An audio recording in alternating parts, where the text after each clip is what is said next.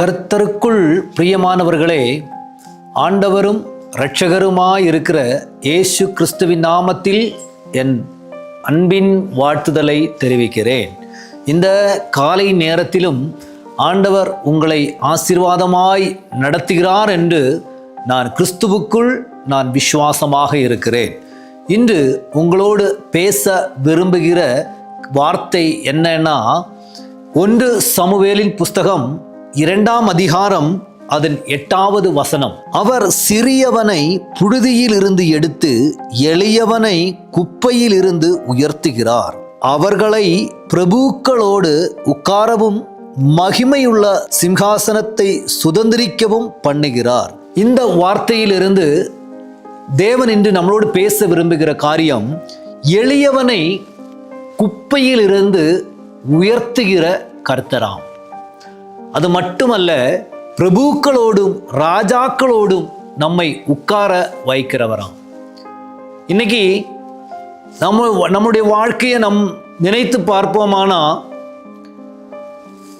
எந்த யோகியதையுமே நமக்கு இல்லை நாம் இங்கே நிற்கும்படிக்கு. வேதத்தில் ஒரு வசனம் இப்படியாக இருக்கிறது. நதனேல் ஆண்டவரிடத்தில் ஓடி வந்து ஒரு விசுவாச வார்த்தையை சொல்கிறார். அப்பொழுது ஆண்டவர் நதனேலை பார்த்து சொல்கிறார், இஸ்ராவேலில் இப்படி ஒரு விசுவாசம் உள்ளவனை நான் பார்த்ததே இல்லை என்று கர்த்தர் சொல்கிறார்.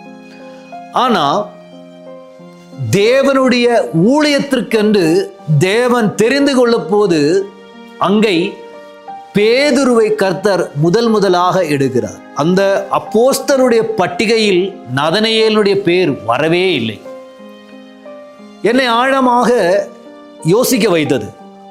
என்ன ஆண்டவரே, இஸ்ரவேலில் இவ்வளவு பெரிய விசுவாசம் உள்ள ஒருவன் இருக்கும்போது நீங்க அந்த விசுவாசம் உள்ளவனை நீங்க தெரிந்தெடுக்கவே இல்லையே, உங்க ஊழியத்துக்குன்னு நீங்க தெரிந்து கொள்ளவே இல்லையே அப்படின்னு எனக்குள்ள ஒரு கேள்வி வந்தது.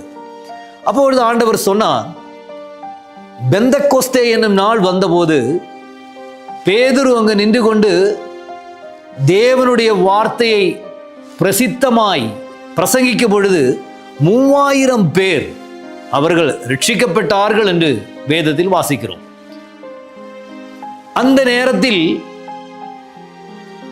பேதுருவுடைய ஊழிய காலங்களில் எத்தனையோ அற்புதங்கள் நடந்தது. மரித்தவர்கள் உயர்த்தார்கள், அவருடைய நிழல் பட்டு குணமடைந்தார்கள்.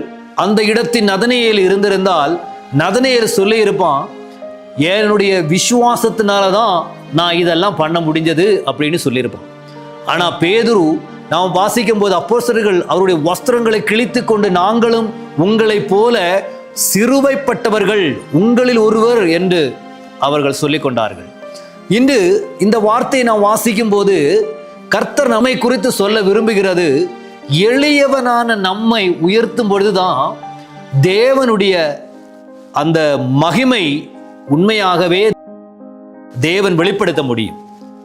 இன்று ஒரு நல்ல காரியங்களை நம்மளை இல்லாத பொழுது நம்மளை தெரிந்தெடுத்து அவர் இரத்தத்தினால் நம்மளை கழுவி அவருக்காக நம்மளை தெரிந்து கொண்டு அவர் நம்மளை பயன்படுத்தும் போதுதான் நம்ம ஒண்ணுமே இல்லை, ஆண்டவரே என் கரத்துல ஒண்ணுமே இல்லை, எனக்கு பெயர் சொல்ல புகழ் சொல்ல ஒண்ணுமே இல்லை அப்படின்னு நாம் சொல்லக்கூடிய இடத்துல கர்த்தர் நம்மளை பயன்படுத்த அவரால் கூடும்.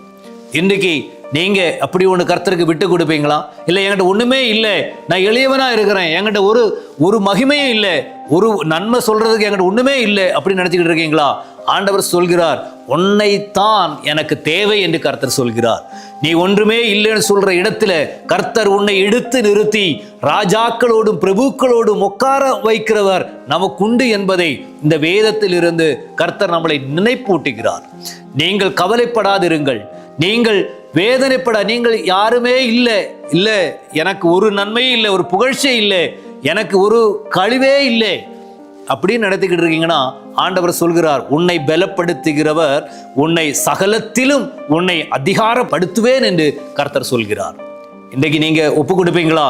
ஆண்டவரே, என்னால முடியாது, நீங்க என்னை பயன்படுத்துங்க ஏசப்பா, நீங்க என்ன ஊழியத்துல பயன்படுத்துங்கப்பா, இந்த உலகத்தில் நான் கர்த்தருக்காய் வாழ, பெரிய காரியங்களை செய்ய நீங்க என்னை பயன்படுத்துங்கப்பா என்று நீங்கள் விட்டு கொடுப்பீங்களா?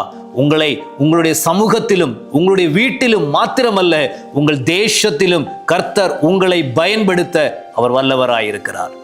ஒப்பு கொடுத்து ஜெபிப்பீர்களா? நான் உங்களுக்காக ஜெபிக்க விரும்புகிறேன்.